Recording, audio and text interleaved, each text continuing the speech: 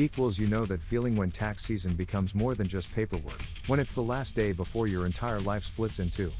The train announcement crackles overhead, something about delays, but you're barely listening. Your phone buzzes. It's the text from your estranged father, the one you haven't spoken to in years. The morning light bleeds orange through the train window, casting long shadows across your trembling hands. Your fingers hover over the message, pulse racing. 20 years of silence, and now, this moment. The train rocks, and your stomach knots tight, remembering every unspoken argument, every missed holiday, every silence that grew between you like a wall. You're holding a manila folder stuffed with tax documents, the kind that represent not just numbers, but entire narratives of survival. Your breath catches in your throat. One message could unravel everything you've carefully constructed. Then the 2 a.m. gas station scenario unfolds. You're standing beside your partner of 20 years, feeling like strangers. The neon sign outside bleeds a harsh red across the worn linoleum, casting everything in an unreal light. Tomorrow's surgery hangs between you, a silent weight. Your hands are cold, wedding ring feeling suddenly foreign.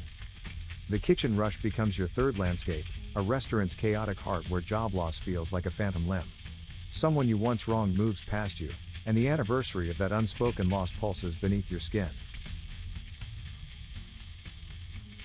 Steam rises from industrial sinks, the rhythm of pots and pans a brutal metronome tracking time you can't reclaim. This philosopher understood something profound: suffering isn't just pain. It's attention. The moment you truly see your own vulnerability, your own fragile human experience, that's when transformation begins. What if paying attention isn't about fixing, but about witnessing? What if your deepest wounds are actually portals to understanding?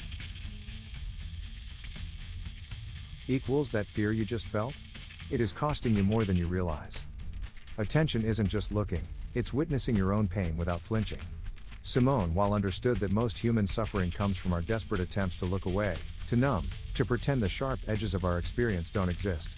When you ignore the tremor in your hands, the tightness crawling up your spine, the way your breath catches in your throat, you're not protecting yourself. You're bleeding internally, silently. Take the musician stuck in gridlock traffic, client's dismissive email burning a hole in the passenger seat.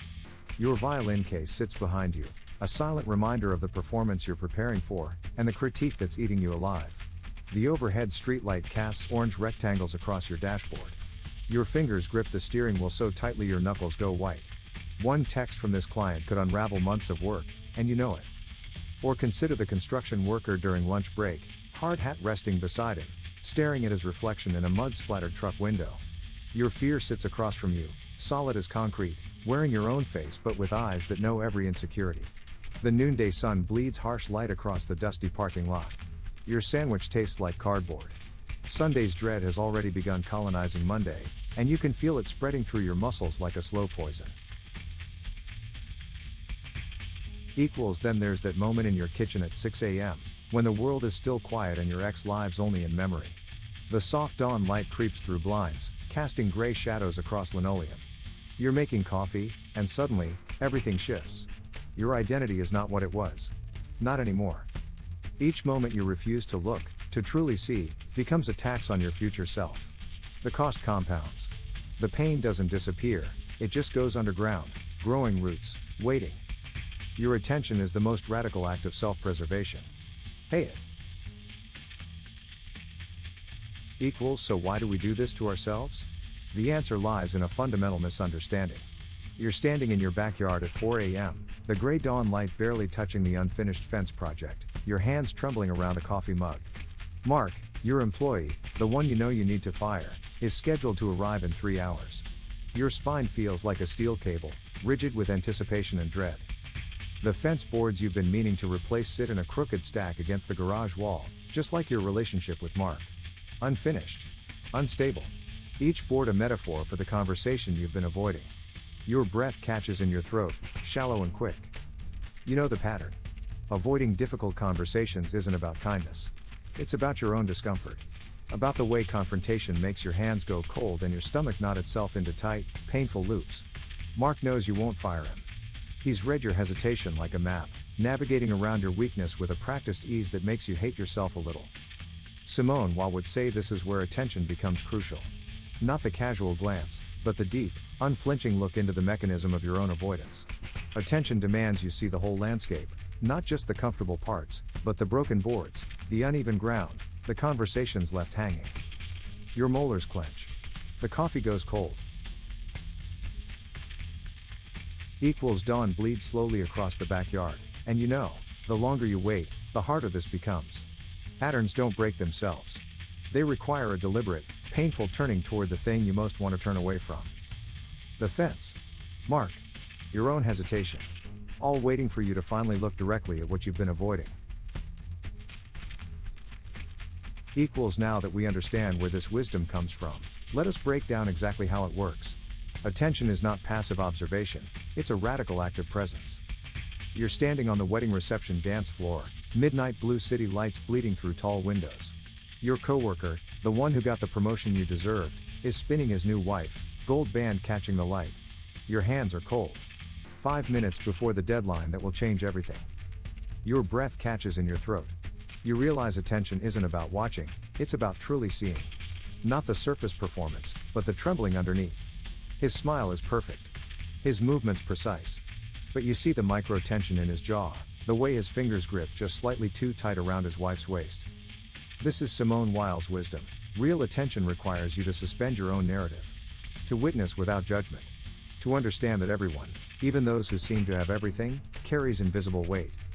In the basement storage unit, surrounded by cardboard boxes of forgotten memories, you're waiting.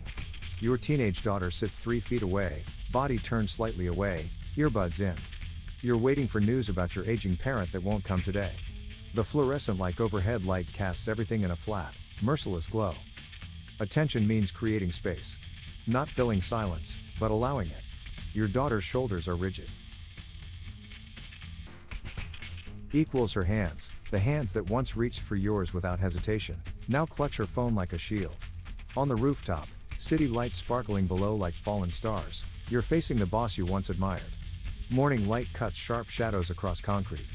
This is the moment everything changes, your relationship, your career, your understanding of professional loyalty. Attention transforms by demanding radical presence. Not fixing. Not controlling. Simply seeing. Your breath deepens. You choose to be here, fully, completely. No escape, no narrative, just pure witnessing. This is how wisdom enters, not through grand gestures, but through the smallest, most precise moments of genuine seeing. Equals here is where everything shifts. This is not just a technique, it is a complete transformation. You're standing in the farmer's market Sunday morning, golden light pooling between vegetable stalls, when you see her, your younger self, wearing that faded blue sweater from 7th grade. Christmas music plays softly, that manufactured cheer everyone pretends to enjoy, but you're somewhere else entirely. Your hands grip a bruised apple, fingers tracing its soft brown spots while memory bleeds through. The teacher version of you knows something the child doesn't. Suffering isn't punishment. It's information. Your younger self looks small, shoulders hunched against winter's promise, not understanding yet how resilience grows from precisely these moments of vulnerability. The market bustles around you, strangers selecting produce, children tugging parents' hands, but you're suspended between timelines. Your breath catches. You want to tell her, the loneliness you feel isn't a flaw. It's a classroom. But wisdom can't be handed over like market produce. It must be lived, metabolized, slowly understood. The apple in your hand feels suddenly significant, imperfect, bruised, but still fundamentally whole. Just like her. Just like you. The market's ambient sounds fade, and for one crystalline moment, you see the continuous thread connecting that wounded child to the person you've become. Attention, this philosopher would say, is the rarest form of generosity. Equals to truly see yourself, past and present, without judgment. To witness your own becoming. The market continues. Strangers move. But something has irrevocably shifted. You set the apple down, whole and understood. Equals understanding the shift is one thing. Here is how you practice it, starting today.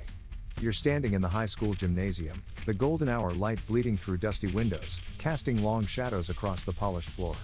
Your 20-year reunion feels like a battlefield, and Michael, once your closest friend, has become someone you barely recognize. The moving trucks are arriving at your new apartment in exactly 1 hour, and this moment feels like a farewell you didn't plan. Michael's laugh cuts through the room, sharper and more calculated than you remember. His designer suit speaks of corporate success, but his eyes have lost something, a softness, a vulnerability you once knew intimately. Your hands are cold, fingers tracing the edge of a folded cardboard box you've been carrying, a metaphor for the life you're about to pack away. The attention mapping technique starts here. Notice without judgment. Track the sensations without attaching story. Your breath catches in your throat. You feel the tension in your shoulders, the way they're rising toward your ears, carrying years of unspoken disappointment. Michael represents a version of success that always felt alien to you, the corporate climb, the performative networking, the constant optimization of human connections. In the compassionate listening protocol, you practice seeing without categorizing. Your body becomes a receiver, not a reactor. The gymnasium feels smaller now, filled with echoes of who you all used to be. Dust motes dance in the amber light. Your spine tingles with a mix of anticipation and grief, for friendships lost, for paths not taken, for the versions of yourself that didn't survive. The moving trucks are waiting. Your new life is about to begin. You take one deep breath. You let Michael be Michael. You let yourself be exactly where you are. Once you have practiced these techniques, the next step is weaving them into daily life. You're alone in a hotel room on your wedding anniversary, the golden morning light bleeding through cheap polyester curtains. Your phone sits silent, no messages from anyone who used to matter. You think about the community volunteering project you started last year, the one your ex-friend helped launch before everything fell apart. The room smells like stale coffee and cheap hotel detergent. Your hands trace the embossed hotel stationery, fingers remembering how you and Sarah used to plan everything together. Not a romantic partner, but a friend so close she knew your heartbeat before you spoke. Now, silence stretches between memory and present moment. You pull out the volunteer sign-up sheets from your messenger bag. The paper is slightly crumpled, edges soft from being carried everywhere. Your chest feels hollow, not from grief exactly, but from that strange emptiness when connection dissolves without drama, without fight. Just slow disconnection. You remember the last project you did together, building community gardens in neighborhoods most people drive past. How your hands would dig into soil, how Sarah would laugh when dirt smudged her cheek. How connection felt so simple then. The anniversary date sits heavy. Not a celebration, not a mourning. Just another marker of time passing, of connections shifting. You breathe, slow, deliberate. This is not about missing her. This is about understanding how relationships transform, how attention can honor what was without clinging. Your phone buzzes. A reminder about today's volunteer meeting.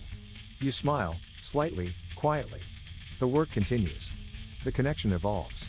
Your attention remains. This is not perfection, it is direction. Let us bring this full circle. Remember where we started? You're standing in the cemetery at 2:37 a.m., moonlight casting silver shadows across weathered headstones. Your breath clouds in the cold air, hands trembling slightly as you stare at your own reflection in a polished granite marker. The nightmare still clings to you, sweaty, desperate, a residue of every addiction you've ever wrestled with. Your reflection looks back. Not accusingly. Not with judgment. Just present. Witnessing. In the accountant's office, time has dissolved into an endless waiting. Pale morning light bleeds through blinds, casting geometric shadows across beige carpet. Your mentor's expectations hover like a weight you can't shed. Religious doubt churns in your stomach, a landscape of unanswered questions, suspended between belief and uncertainty. The tax forms blur. You're not sure if you're being reviewed or judged. The bank lobby feels antiseptic, sterile. Soft overhead lighting creates a neutral zone where personal histories collide. Your aging parent sits beside you, recognition flickering like an unreliable signal. Sometimes you're their child. Sometimes you're a stranger. The news you've just received, a family fracture, a final separation, sits between you like an invisible wall. These moments are not endings. They are thresholds. Simone Weil understood that true attention is not passive observation but radical presence. Each scenario is an invitation to be fully, vulnerably here. To witness without judgment. To feel without drowning. Your transformation happens in microscopic moments. When you breathe into uncertainty. When you meet your own reflection with compassion. When you sit with complexity without needing to resolve it. If this opens something in you, subscribe and hit the notification bell so you never miss a video. Share this with someone ready to hear it. Drop a comment. What insight hit you hardest?